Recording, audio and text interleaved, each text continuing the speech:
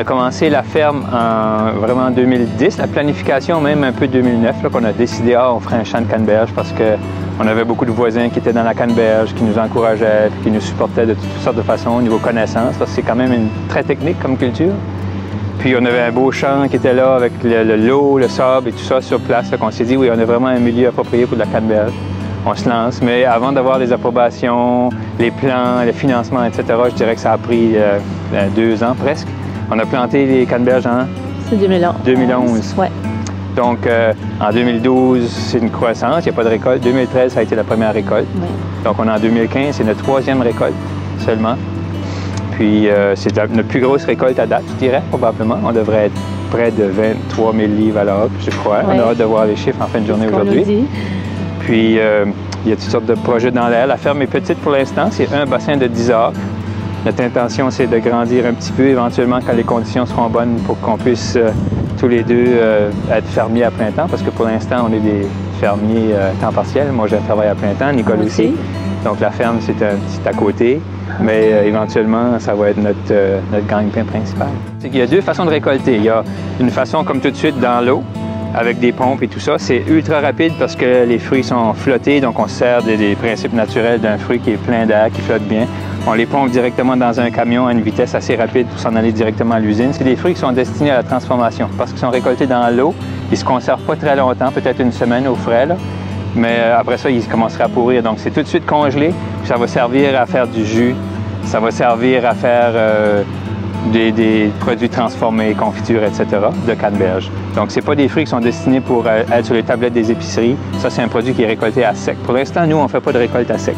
Pas encore. Ça pourrait être intéressant un jour de le faire, puisqu'on peut aller chercher un plus grand revenu. C'est comme une valeur ajoutée aux fruits, si Absolument. on veut. Fait que ça serait une possibilité, mais pour l'instant, c'est ça, on continue comme ça parce que tout l'équipement, les équipes sont là, ça fait que c'est plus facile. On sait qu'au niveau d'antioxydants, c'est un fruit qui est un des premiers sur la liste au niveau de la quantité d'antioxydants.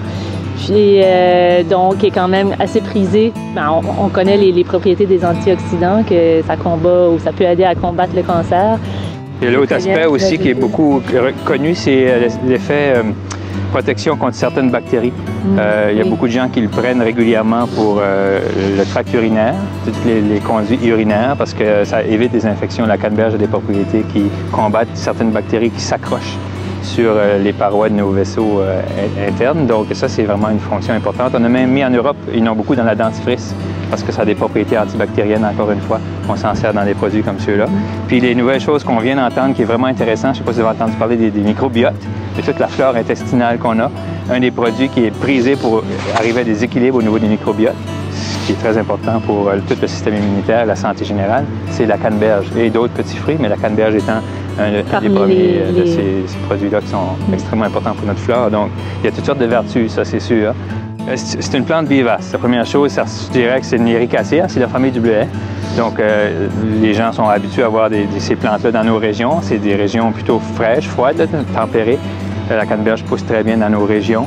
C'est une plante qui fait un cycle sur 1 an et demi. Donc, ce qui se passe, c'est que, par exemple, tout de suite, on vient de récolter, on a enlevé les fruits de cette année, mais les bourgeons pour produire les fleurs et les fruits l'an prochain sont déjà préparés, sont déjà sur l'apex, le bout des tiges, dormants, très très petits, tout renfermés pour se protéger pour le froid.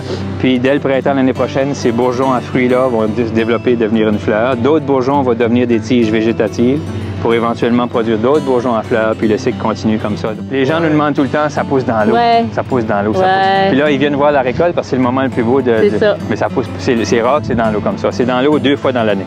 C'est dans l'eau à la récolte parce qu'on inonde juste par principe physique pour faire flotter les fruits, c'est pas parce que la plante a besoin d'eau.